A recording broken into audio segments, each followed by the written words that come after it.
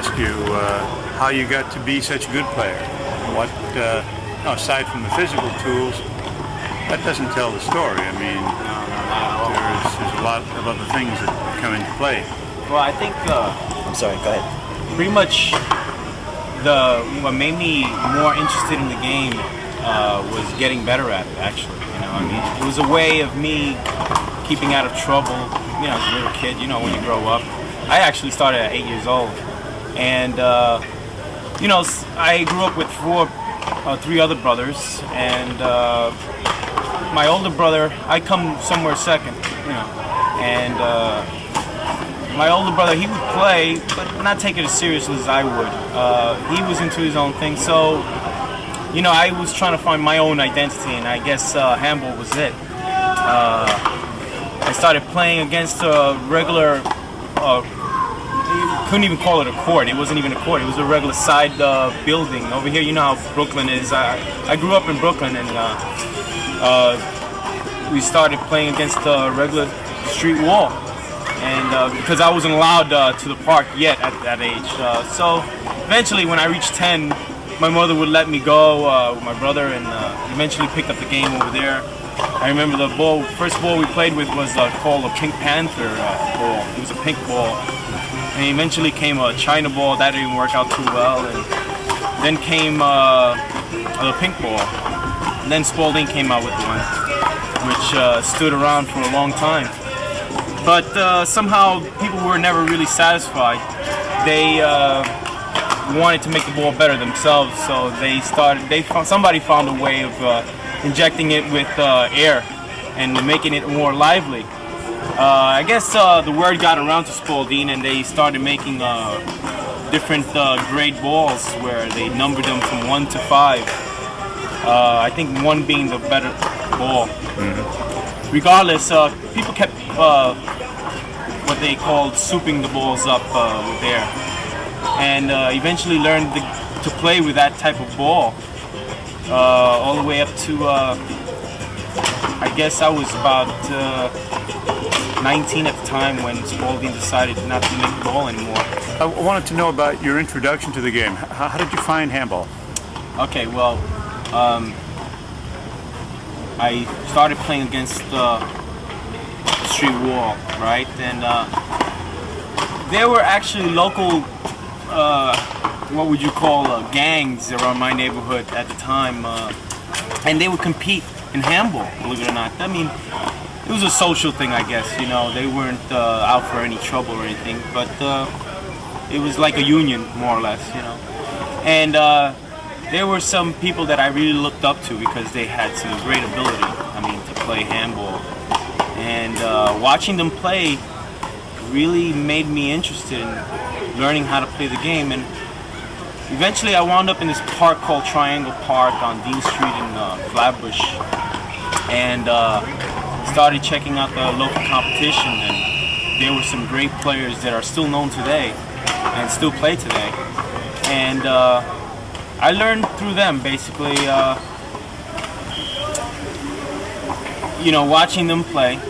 And actually, when I got on court with them, when they eventually let me get on court with them, I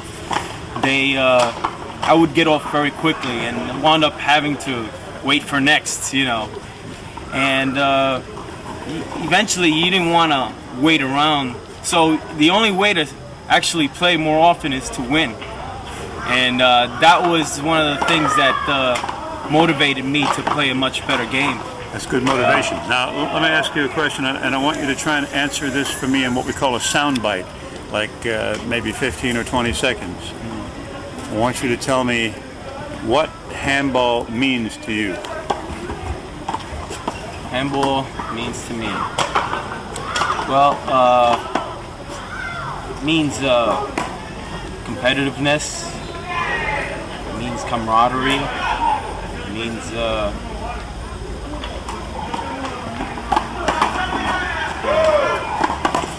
suddenly I've lost. Why do you love the game? What is it about the game that makes you want to play it? Mostly for the competition. There's nothing more that I like than feeling the high that I get when the adrenaline is flowing and the score is 20-20 and you have to get the guy down in order to make that last point. That's what I feel strongly about, the adrenaline that flows through me when it's like a high. Well, it started when I was 10 years old in a four-wall handball court, just hitting the ball against the wall with a friend of my dad, and it hurt like hell.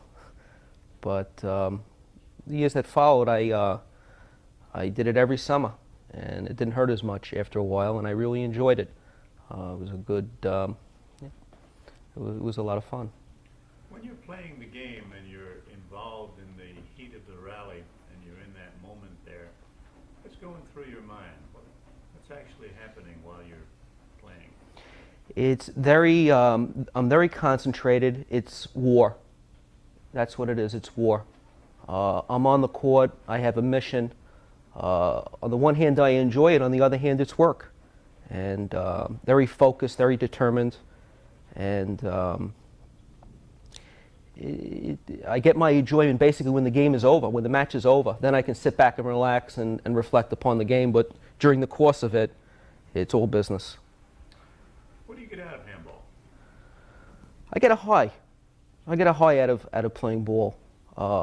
It's a release of a lot of energy, you know, a lot of things inside I get to get out on the court. Hitting the ball, making that perfect shot. I guess you can equate it to a baseball player hitting a home run, or a golf player hitting that sweet spot on the ball and having it go so many hundred yards. It's just something that basically I'm addicted to it. How about the people that you play with?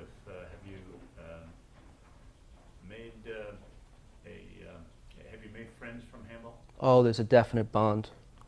I've played ball for, what now, 18 years now, and there's a definite handball bond. We understand each other on the court. We speak to each other about you know, matches that are coming up and how to play a particular player. And you know, I got married. A lot of handball players came to my wedding and my kids' birthdays. They've come to my birthday, so there's a bonding. And I've gone to other handball players' you know, happy occasions.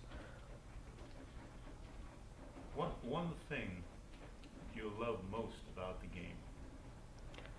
The challenge. The challenge. I don't consider myself, some people do, but I don't consider myself as good as the top players, yet my determination allows me to play with them and beat them many times. It's the challenge, it's the war, it's the pushing of myself. And when things go right, and I play doubles, and when my partner and I win a tournament, the high lasts for weeks. It's not a one-day thing, it lasts for weeks. Conversely, if we lose a tournament, let's say in a tiebreaker, I'll have problems sleeping for that whole week. I'll be thinking about how could I get out that extra point to have won that tiebreaker. So handball is very dear to me. Really gets into your blood, doesn't it? Oh, it's definitely into my blood. If I miss a week, this may sound funny, but if I miss a week of handball, I'm irritable. I'm irritable. I look at the weather report to see what it's going to be like on Saturday and Sunday to know they're going to be playing ball this weekend. If I go 2 weeks without playing ball, I'm edgy. My wife likes me out of the house playing ball. That's great. I think we got some good stuff there. Doug, is there anything that who you've played with, who you know? I want your take on Joe Durso. Joe Durso? Joe Durso is probably the most talented handball player I've ever played against or with. At times he can lose his cool and give away points, but as far as ability goes, I haven't played with or against you know, a handball player like Joe Durso. He's gotten older and his game has gone down like any athlete, but Joe is right up there with the best of all time. What about a guy like Albert Abuzzi? You know, Albert is a smart handball player, a lot of ability, two great hands. He finds the way to win. He finds the way to win the match. And you look at him size-wise, he's not an over powerful type of player. Yet he finds the way to win, and he's won a lot. He's won. I think he's won more doubles matches than anybody else, if I'm not mistaken, in one wall or up there. Talk about Paul Williams. Paul Williams. Paul Williams is a top player today. I don't consider him in the category of Puzzi or Durso. I think Paul Williams' game has gone up with the change of the ball. I think the ball today suits his type of style of play. It's a little bit more juiced, which makes his serve a little bit better. He's not taking anything away from me. He's a top player, but I don't consider him in the same league as Durso or Puzzi. I was talking more about his contributions to the game. Paul is on that side of it. Paul is top shelf. He has really gotten involved with the sport, promoting the sport.